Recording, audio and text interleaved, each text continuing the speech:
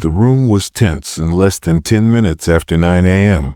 The hearing took place in one of the bigger rooms of the Rayburn House office building in Washington, D.C. The long oak tables were lit up by the morning light that came through the blinds. The microphones had been checked twice, the C-SPAN cameras were ready, and there were reporters in every empty seat. People came here today hoping for a headline, so you could tell this wasn't just another committee meeting. Jasmine Crockett, a representative, looked over her printed notes from the far left corner. She looked great in a blue jacket with her hair tucked back properly. Her team had given her everything she needed, like laws, case summaries, and examples. But Crockett's actual advantage wasn't on the page. It was because she was calm and planned. She didn't hurry or act like she was in charge. She just showed up eager to go to work. Across from her, Representative Marjorie Taylor Greene reclined back in her chair and moved her mic. She was already acting differently, louder, and more restless. It seemed more like a mound of talking points than a stack of notes. She had been tweeting all week about the hearing, saying that she would show how crazy the left keeps defending it. People who liked her and people who didn't were both watching intently. The goal of the hearing was to find out if the recent protests outside government buildings were against the law. Federal property had to be cordoned off for a short time because of protests in locations like Portland, San Francisco, and Madison. The dispute was whether these protests were protected free speech or broke certain federal laws. The chair of the committee, Ohio Representative Daniel Coburn, hit his gavel once and started the roll call. The names rang out throughout the room like a countdown to something that no one could guess. When Greene said present, her voice pierced through the air, and Crockett's answer came right after, cool and almost unbothered. But sometimes tension builds up on its own without a catalyst. Two witnesses were called early. One was a legal expert from Georgetown, and the other was from the Department of Homeland Security. Both of them talked about the basic rules, such what is and isn't a peaceful protest and where federal jurisdiction ends.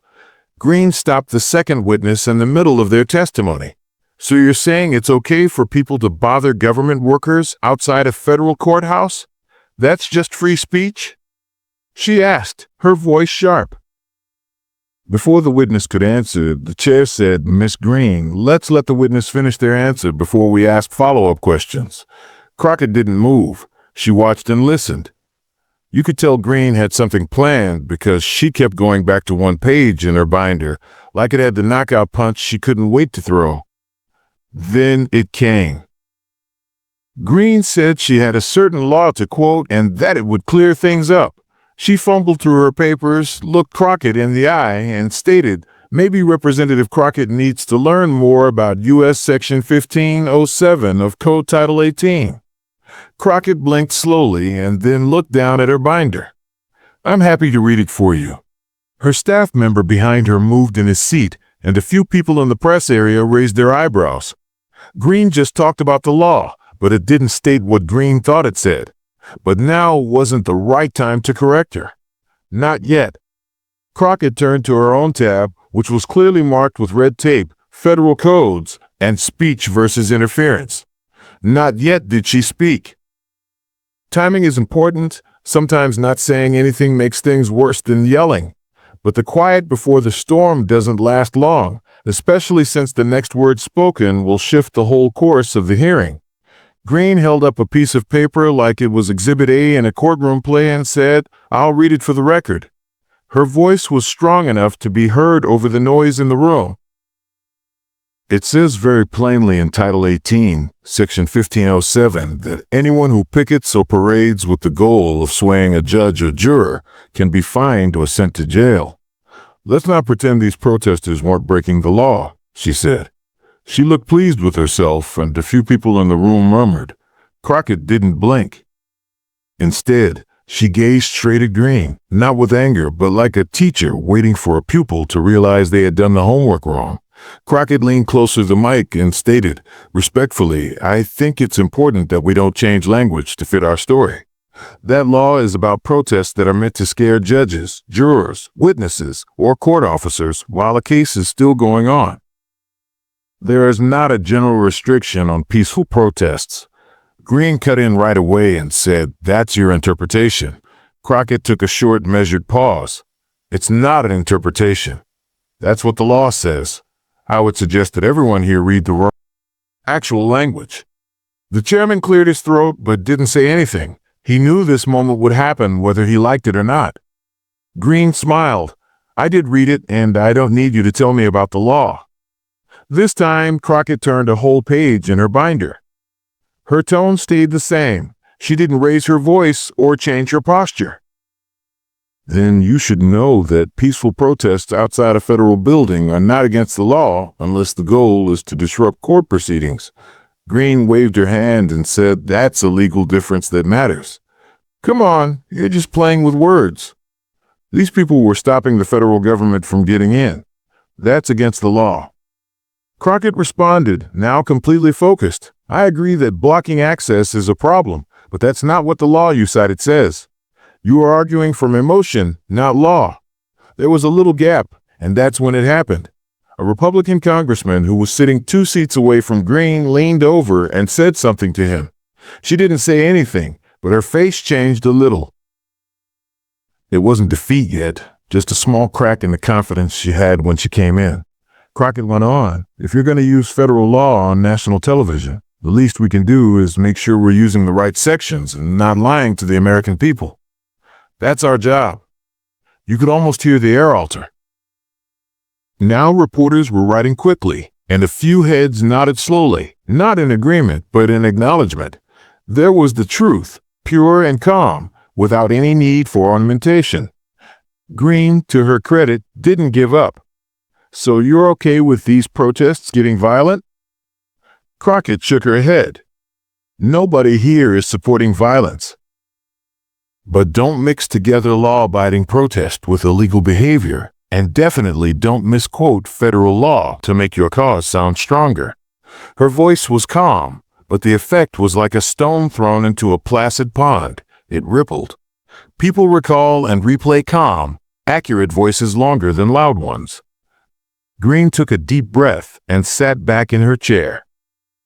She was resetting her mind and attempting to figure out what to do next, but Crockett had already changed the mood in the room. She wasn't trying to show off or make a commotion. She was just doing what a lot of people had hoped to see, putting accuracy above loudness. Greene had come to this hearing with a lot of buzzwords and clips ready for her base, but now she was dealing with something much harder, the truth in real time, under pressure. But Greene wasn't done yet, not by a long shot. As soon as she tried to double down, things would become much better for Crockett. Greene straightened up in her chair and hit the desk with her pen. The desk was hard enough for the microphone to pick it up. The quiver in her jaw gave away what she was trying to hide with her words. She was growing angry. That alone wasn't strange. What made it dangerous strange was that she thought being angry made her stronger. "I've been to the border," she said, quickly changing the subject. "I've seen what happens when laws aren't followed. And now individuals are camping outside of courthouses and making judges afraid to speak." "Don't tell me that's not a threat to law and order," Crockett said, leaning back a little and putting her fingers together. She didn't say anything. Greene kept going. "You Democrats like to act like all protests are peaceful until someone throws a rock. You protect the troublemakers, not the people. And it's because you don't know how to draw the legal line, or you just don't want to." This was a hit at Crockett's credibility, not just her argument, but also her capacity to grasp one. That's when Crockett made a modest move. She reached for a second folder that her assistant had put next to her.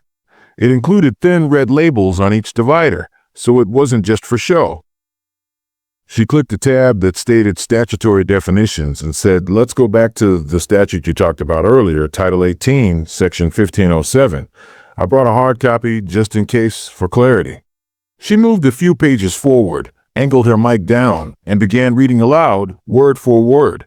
"Whoever, with the intent of interfering with, obstructing, or impeding the administration of justice, or with the intent of influencing any judge, juror, witness, or court officer, pickets or parades near a building housing a court of the United States shall be fined or imprisoned."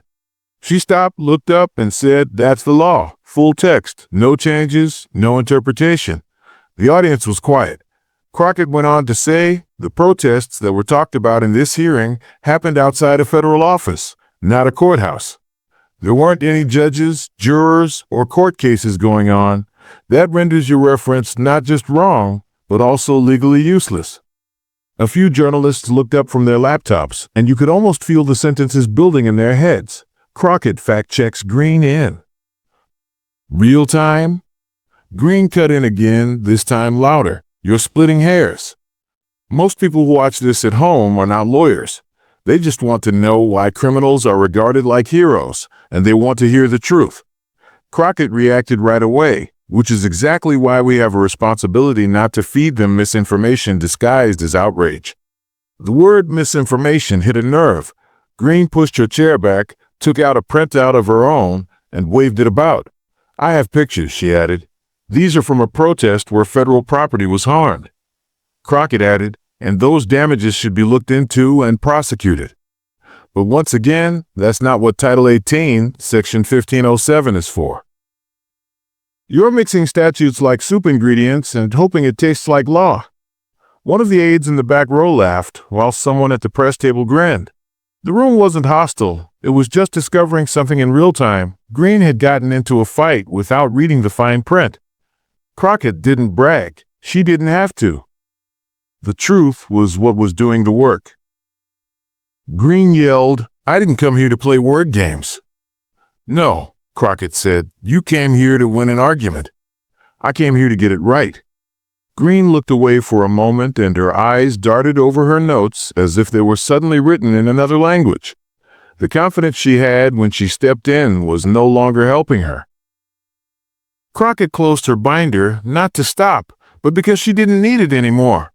Everything else she would say was already written down where it mattered, in the legislation itself.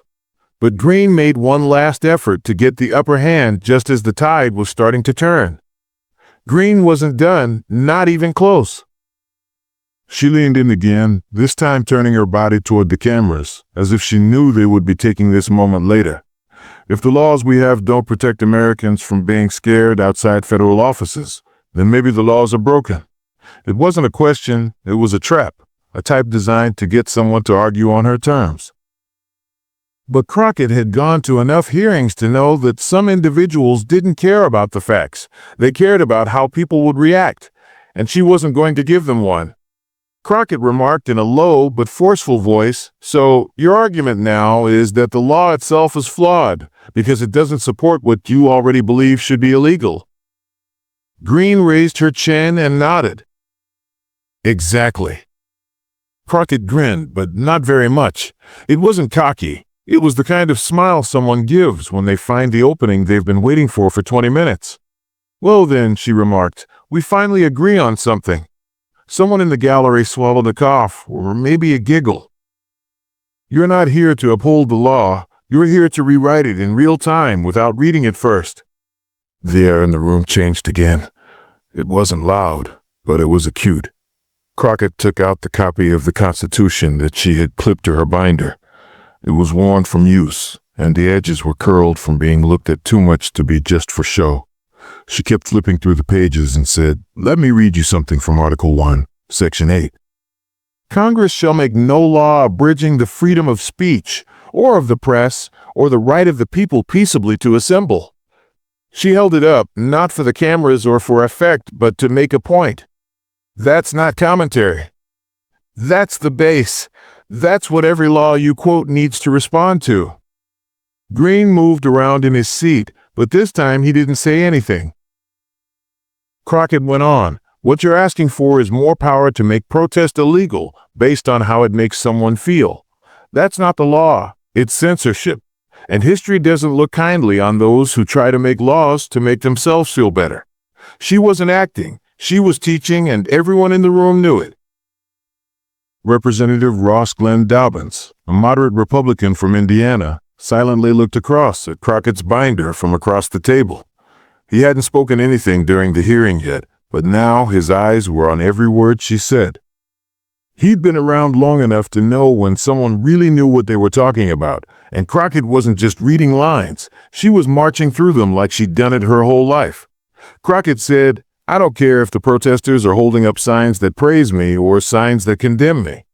Just because I don't agree with them doesn't mean they don't have the right to be out there. That's not liberal, it's American."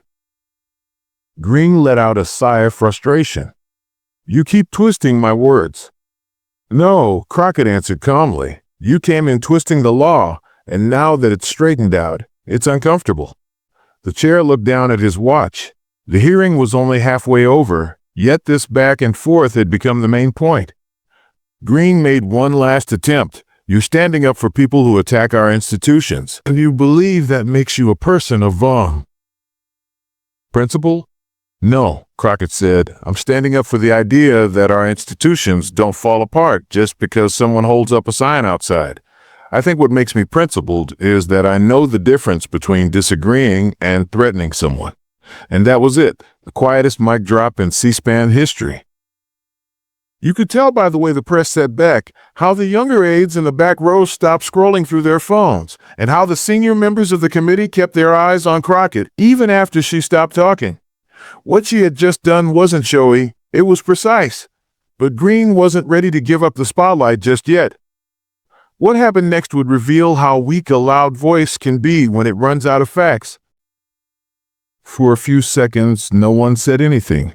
Nor the chair, nor the attendants, and not even Greene. It was the kind of silence that arises when everyone is attempting to hide their feelings about what just happened. But in politics, stillness doesn't last long, especially not in a room full of cameras. Someone on the other end of the committee coughed softly. There was a lot of shuffling of papers. A reporter hurriedly wrote something down, then tapped the person next to him on the shoulder, perhaps to check a quote. One of the floor assistants sneaked out the side door, perhaps in a hurry to release a video clip before someone else did. Finally, Representative Glenn Dobbins leaned toward his microphone. He was noted for being careful with what he said, being in the middle, and not getting upset very often. "I think Representative Crockett made a good point here," he said. "And whether you agree with her or not, it's clear she's working from the actual text, not a paraphrased headline." That statement resonated differently. It wasn't praise, it was affirmation, coming from someone across the aisle. It meant more to her than a standing ovation from her own party. Crockett didn't grin. Instead, she offered a small nod and turned to the next tab in her binder. She was eager to go on. Greene, on the other hand, was still stuck in the last round. Greene said into her mic, "This is what you people do.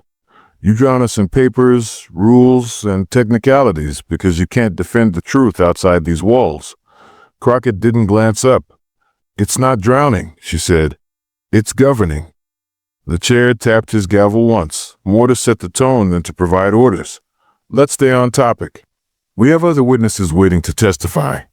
But that didn't matter. The tale was no longer about the hearing's main objective. It was about what had just happened between two political politicians on live national TV. People were already posting clips on social media. One said, "Crockett gives Greene a free legal lesson she didn't ask for." Another said, "When you try to check a lawyer on the law and get benched." None of that was Crockett's fault. She wasn't perusing Twitter or performing. But she had just gotten a degree of attention that only comes when someone deals with conflict in a more logical than noisy way. Two aides were whispering to each other across the hall as they looked at their feeds. "You see this?" one asked, eyes wide. "She's already trending. Check the live stream numbers." A group of law students who had come to see the hearing stood outside the room, with their arms crossed, going over what they had just seen. One of them, who was tall and wore a gray trench coat, shook his head and remarked, "That's how you do it. That's how you win without getting angry." But not everyone was impressed. One of Greene's assistants came up to her with a yellow notepad and quietly gave it to her. She looked at it, grimaced, and then crumpled it up. "They're twisting everything," she whispered. "They cut up everything I say and make me the bad guy." "Then stop giving them stuff," her aide muttered back, maybe too harshly. Crockett, on the other hand, had moved on. She wasn't taking advantage of the moment. She was going through her next set of papers to get ready for the witness evidence. She wasn't thinking about Twitter. She was thinking about the next question or fact. What just happened wasn't an accident. It was the outcome of doing the homework. She turned to her assistant and requested for the folder on how the federal government responds to crime in Oregon in a low voice. The aide nodded, gave it to him, and said, "You crushed that, by the way." Crockett looked up as if he was astonished. "It's not about crushing anything," she remarked. "It's about making sure people hear the truth, even if it's not loud." But the quiet wasn't going to last, because Greene had one last hand to play, and it was going to backfire louder than any legal misquote ever could. Greene never let go, not in public, not when cameras were rolling, and definitely not when the headlines were already sliding through her fingers. She sat up again and tapped her mic twice, as if she wanted the floor just by making noise. "I'm not going to let this hearing turn into a lecture on selective law reading," she said, her voice getting louder and her stance getting more angry. "People who don't live in Washington don't care about section numbers or subsections. What's happening to their cities matters to them." Her tone had changed. She was no longer trying to make a legal case. Suddenly, it was all about politics, fire, and emotion. She wasn't talking to her coworkers anymore. She was talking to her base instead. "Chaos is what they care about," she said. "They care that people are afraid to walk down the street in their own neighborhoods because criminals know the system protects them more than it protects families." Crockett stayed still. Her hands didn't move, but her gaze lingered on Greene. Greene was trying to get the crowd to help him by shifting the whole battlefield, which was a common move. The chair tried to step in and say, "Let's stay on topic, Representative Greene," but Greene cut him off. "This is the subject. This is the main problem. We have public officials looking the other way while the country burns, and if that makes people uncomfortable, maybe they need to be uncomfortable." Crockett finally spoke. "I don't think the American people are afraid of laws being explained," she said, voice level, quiet enough to make people lean in. Greene replied, "You call this fear?" Greene replied, "I think they're afraid of leaders using their platform to spread fear without giving a single real solution. I call it telling the truth." "Then back it up," Crockett said, still in the same tone. "Show us the law. Show us the law. Show us more than just a headline." It seemed like Greene may pull out another paper for a second, but she didn't. Maybe she couldn't. Instead, she gave Crockett a dirty look. "You want to sound like a book. I want to sound like real life." "You can't sound like real life if you don't know the law that governs it," Crockett said. "That's how we end up with people thinking their opinion is a substitute for due process." That hit. A few individuals in the gallery actually whispered in response, quiet murmurs, the kind that fill courtroom galleries when someone makes a point too keen to ignore. And Greene felt it. You could tell by how she moved in her chair. Her confidence was still there, but it was different now, like a flame that was burning too rapidly and needed air. "This is why people are mad," she added, now gazing at the audience instead at Crockett. Crockett didn't look away from the other person, because the left hides behind technicalities while the country breaks apart. You don't fix the country by not knowing how to use the tools that hold it together. This time, Dobbins even gave a slight nod, but not to anybody else. The chair fell forward. He said, "Let's move on to the next witness," trying to get things back on track. But before he could, Greene leaned into the mic one last time. She added, "One day, people will look back and see that we were right." Crockett truly stared at her. There was no wrath or gloating, just a worn sense of determination. "I hope," she said softly, "they'll look back and realize someone finally told them the truth, even when it wasn't popular." But the hearing wasn't over yet, and the next witness would unintentionally add more weight to Crockett's argument than she could have ever imagined. Brian DeLong, a regional director from the Department of Justice, was the next witness. He was a quiet man in his late 50s. There was no dazzling clothing or showy tone, just a gray folder and a tired voice. He cleared his throat, adjusted his spectacles, and started, "In the past year, our office has looked into more than 200 instances related to protests outside federal buildings. Only 18 of those led to federal charges, and all of them were based on blatant infractions, such damaging property, threatening staff, or blocking emergency services. He hesitated and then said, in every case where peaceful protest was the only action, there were no charges. That's not being nice. That's the law. The room went quiet again. No one said it, but everyone heard it. His statement wasn't aimed at anyone, yet it echoed what Crockett had just stated. Greene looked down. For the first time all morning, she didn't interrupt. She seemed confused if she should say anything at all. Crockett moved closer to her microphone again. "I'd like to thank Mr. DeLong for confirming what we already know," she said, "and more importantly, for reminding us that this body isn't here to react to noise. We're here to interpret and apply the law, even when it's not easy." She stopped for a moment, not to make a point, but to let her words sink in. "I want to be clear," she said again. "Nobody in this room is suggesting that violence is okay, and nobody is saying that protests should be free of consequences. What I'm trying to convey is that we shouldn't use language as a weapon just because it fits a story." A few people agreed, while others looked away. But they realized this wasn't a play.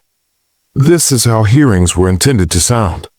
"When we quote a law," she added, delicately tapping her binder, "we owe it to the people we serve to know what it really means. Words like threat and intimidation have power, and if we don't use them wisely, we make the government an instrument of punishment instead of protection." She looked around the room, not just at the committee, but also at the aides, the reporters, and the witnesses. "I don't want to win a debate. I'm not here for headlines or clips. I care about the law, and it matters even more when people are scared, angry, or harmed." There was no applause, yet the silence that followed was not passive, it was focused.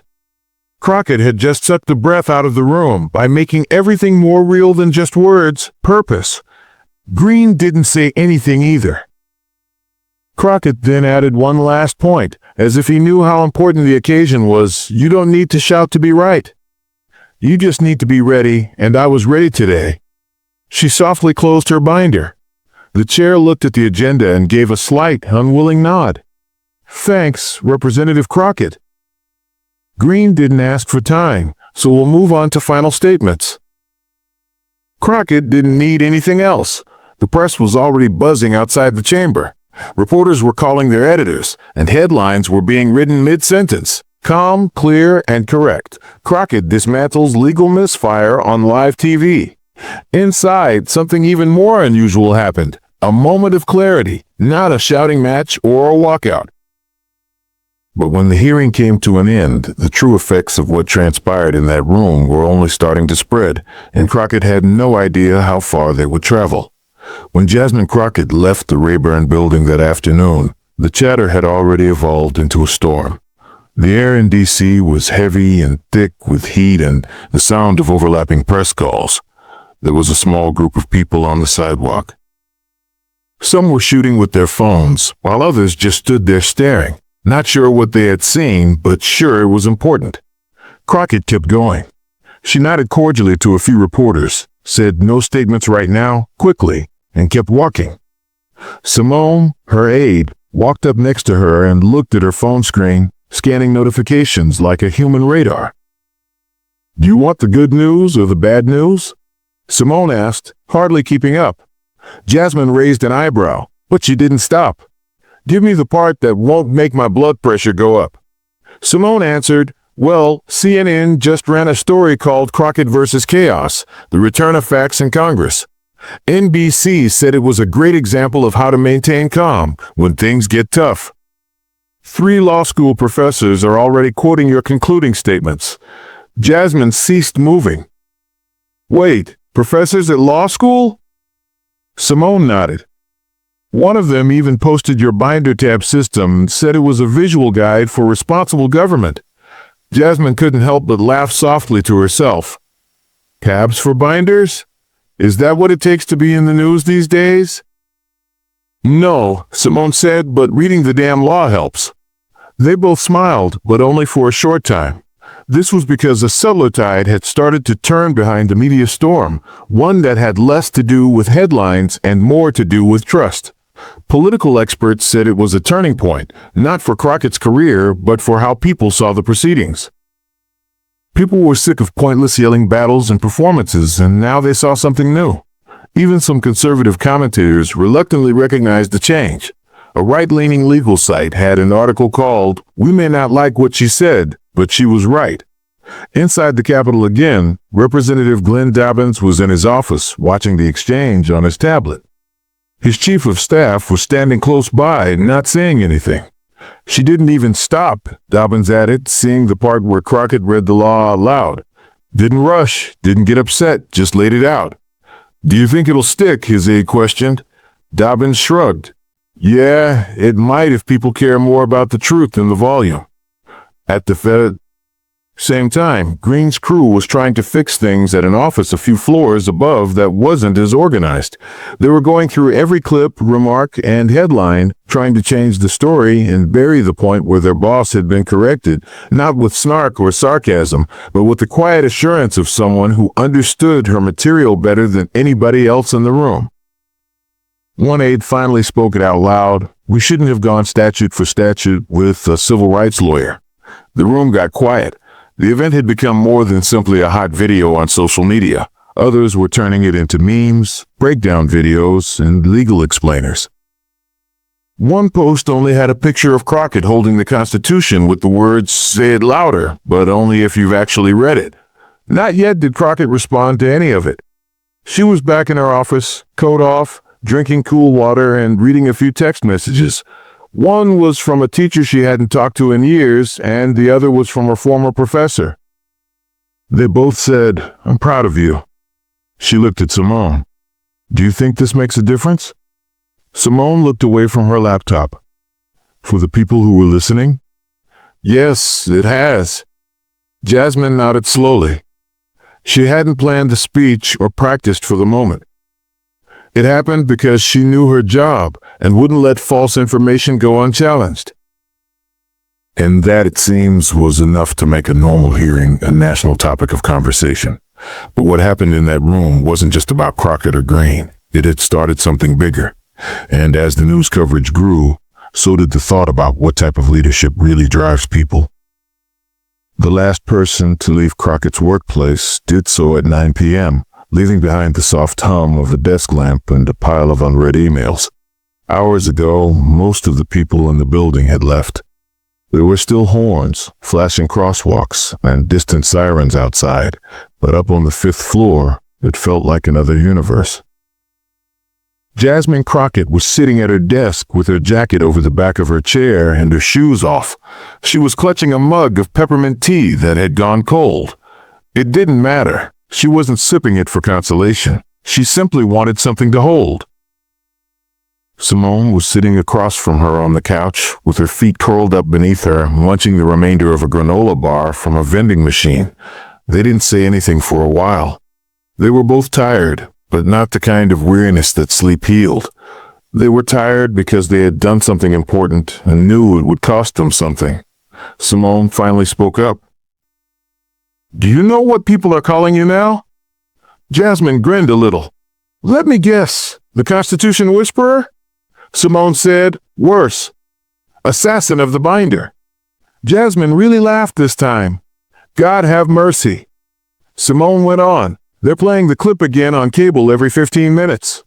Fox even ran it, with no changes or comments, just the raw footage.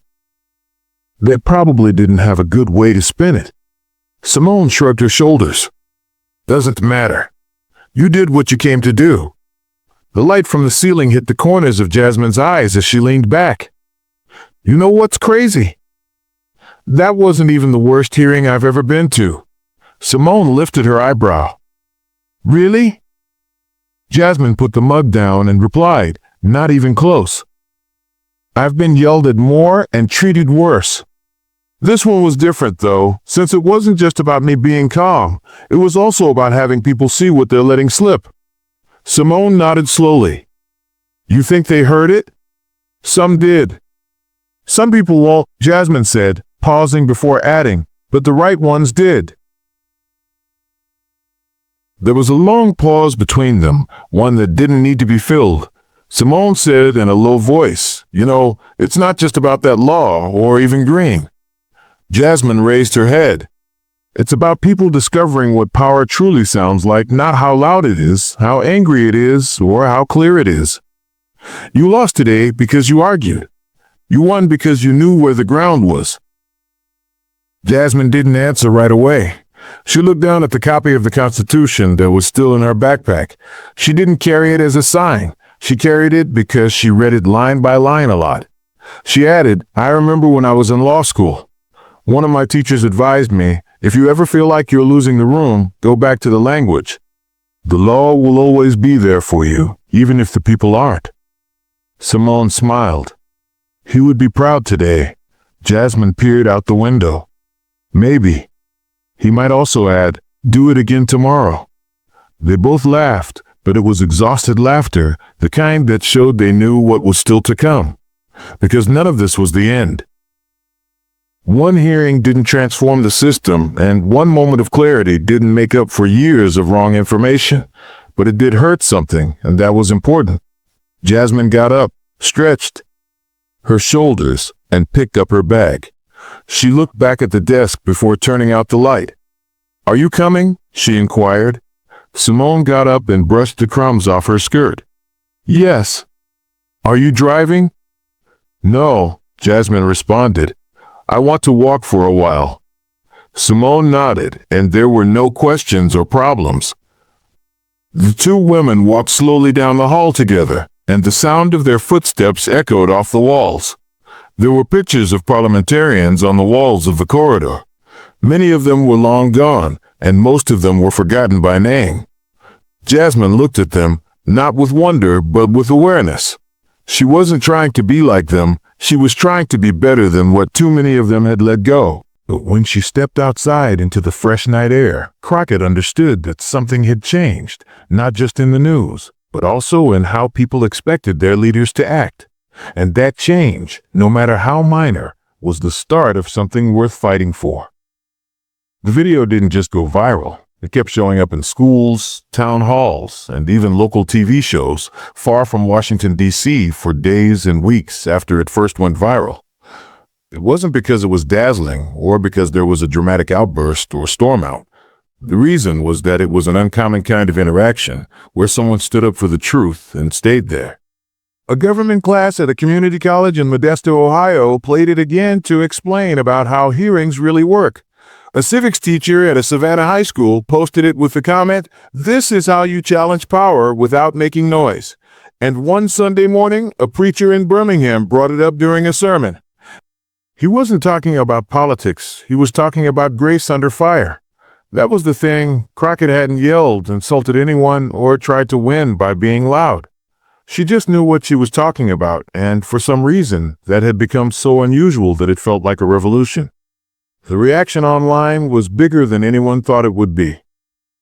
Not just Democrats cheered her on. Those who had worked behind the scenes in government for years also spoke up. A retired federal judge tweeted, "This is what it looks like when someone brings the law to the table and respects the room enough to teach, not just argue." There were still some who didn't like it, of course. There always are. Some people branded her smug, while others sought to make the event seem like political play from a different point of view. But none of them could argue she was wrong on the facts, which was the difference. Jasmine Crockett didn't want to become famous.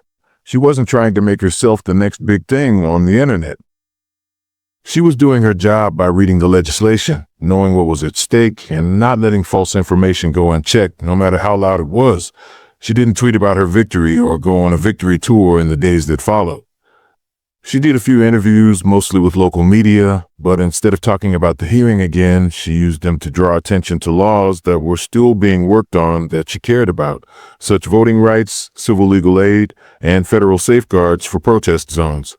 And by doing that, she made people remember that affect, not attention, should be the goal. It left an impact, not because it was spectacular, but because it displayed something that is too frequently missing from public discourse: being precise without being unkind, and being sure without being arrogant. You don't have to be loud to be powerful, and you don't have to be angry to be right. And when the cameras are on and the stakes are high, the most daring thing you can do might be to speak the truth simply, calmly, and without making excuses. Jasmine didn't get applause at that hearing. She got credibility. And in a world where people don't trust governmental institutions very much, that's worth more than 100 viral videos. So, if you learned anything from what happened in that room, it's this. Know your stuff, speak it clearly, and never allow someone make noise into reality simply because they say it louder. The next time someone gets angry at your facts or tries to get you to lose your cool, remember that being calm isn't a sign of weakness. Knowing things isn't a sign of elitism, and being graceful under pressure is part of the job. That was what Crockett exhibited, and that's what stuck. That's why this moment, no matter how tiny, is still important. Truth doesn't need to be dramatized. It only needs to be heard by someone who is ready to defend it. If this story meant something to you, made you think or feel something, or just reminded you that true leaders still exist, you should think about subscribing to the channel. We tell tales that matter, stories based on real life, principles, and the strength of standing your ground without losing your spirit.